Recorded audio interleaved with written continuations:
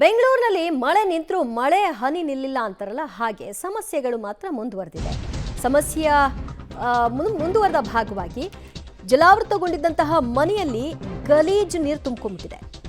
ಮನೆಯಲ್ಲಿದ್ದ fridge, washing machine, bed ನೀರು ಪಾಲಾಗ್ತಿದೆ. ಎಲ್ಲವೂ ಕೂಡ ತೊಯ್ದು ತೊಪ್ಪೆ ಆಗಿದೆ. ವಿಲ್ಸನ್ ಗಾರ್ಡನ್ನ PWD ಕ್ವಾರ್ಟರ್ಸ್ನಲ್ಲಿ ನಿವಾಸಿಗಳ ಗೋಳು ಹೇಳತೀರದು.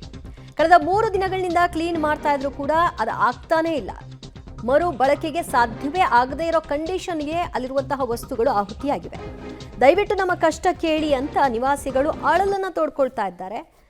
ಏನ್ ಮಾಡ್ತಾರೆ, ಯಾರು ಕೇಳಿಸ್ಕೊಳ್ತಾರೆ, ಯಾರು ಪರಿಹಾರವನ್ನ ಕೊಡ್ತಾರೆ? ಸುರಿದಿದ್ದಂಥ ಭಾರಿ ಮಳೆಗೆ ಹಲವು ಏರಿಯಾಗಳು ಜಲಾವೃತ ಆಗಿತ್ತು.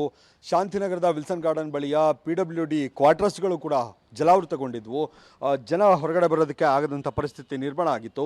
ಅದರ ಪರಿಣಾಮಗಳೇನಿದ್ದಾವೆ ಅವು ಇನ್ನೂ ಕೂಡ ಹೋಗಿಲ್ಲ. ಇನ್ನೂ ಗಮನಿಸ್ಬೋದು. ಇನ್ನೂ ಕೂಡ ರಾಜಕಾಲುವೆಯ ಕೊಳಚೆ ನೀರು ಬಂದಂಥ ಸಂದರ್ಭದಲ್ಲಿ ಏನು ಅದನ್ನು ಕ್ಲೀನ್ ಮಾಡೋದಿದೆಯಲ್ಲ, ಅದು ಇನ್ನೂ ಕೂಡ ಕ್ಲೀನ್ ಮಾಡೋದಕ್ಕೆ ಹರಸಾಹಸವನ್ನು ಪಡ್ತಾ ಇದ್ದಾರೆ ಜನ. ಇನ್ನೂ ರಾಜಕಾಲುವೆ ನೀರಿಂದ ಹಾಳಾಗಿರುವಂಥ ಬಟ್ಟೆಗಳೇನಿದ್ದಾವೆ ಅವುಗಳನ್ನು ಕೂಡ ವಾಶ್ ಮಾಡೋದಕ್ಕೂ ಆಗದಂಥ ಪರಿಸ್ಥಿತಿ. ಯಾಕಂದರೆ ಸಂಪೂರ್ಣವಾಗಿ ಬೀರು ಏನಿದೆ, ಏನು ಫ್ರಿಡ್ಜ್ ಆಗಿರ್ಬೋದು, ಏನೆಲ್ಲ ವಸ್ತುಗಳಿದ್ದಾವೆ ಅವೆಲ್ಲವೂ ಕೂಡ ಜಲಾವೃತ ಆಗಿತ್ತು ರಾಜಕಾಲುವೆ ನೀರಿಂದ.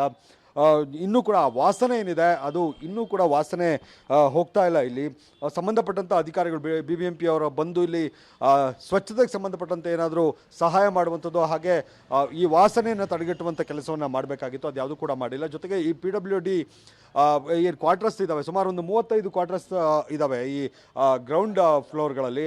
ಅವರೆಲ್ಲರೂ ಕೂಡ ಬಹುತೇಕರು ಖಾಲಿ ಮಾಡ್ಕೊಂಡು ಹೋಗಿದ್ದಾರೆ. ಇನ್ನೂ ಕೆಲವರು ಇಲ್ಲೇ ವಾಸ ಮಾಡ್ತಿದ್ದಾರೆ. ಮತ್ತೇನಾದರೂ ನೆರೆ ಬಂದರೆ, ಅಂದರೆ ಮತ್ತೇನಾದರೂ ಮಳೆ ಬಂದಂಥ ಸಂದರ್ಭದಲ್ಲಿ ರಾಜಕಾಲುವೆಯ ನೀರು ನುಗ್ಗಿದ್ರೆ ಅನ್ನೋ ಥರದ ಆತಂಕ ಇಲ್ಲಿ ಎಲ್ರಿಗೂ ಕೂಡ ಇರುವಂಥದ್ದು. ಹಲವರು ಮಕ್ಕಳನ್ನ ಸ್ಕೂಲ್ಗೂ ಕೂಡ ಕಳಿಸೋದಕ್ಕೆ ಸಾಧ್ಯ ಆಗ್ತಾ ಇಲ್ಲ. ಹಾಗೆ ಮಳೆ ಎಲ್ಲ ನಿಲ್ಲಿ ಅನ್ನುವಂಥ ಕಾರಣಕ್ಕೆ ಬೇರೆ ಬೇರೆ ಸಂಬಂಧಿಕರ ಮನೆಗೆ, ಹಾಗೆ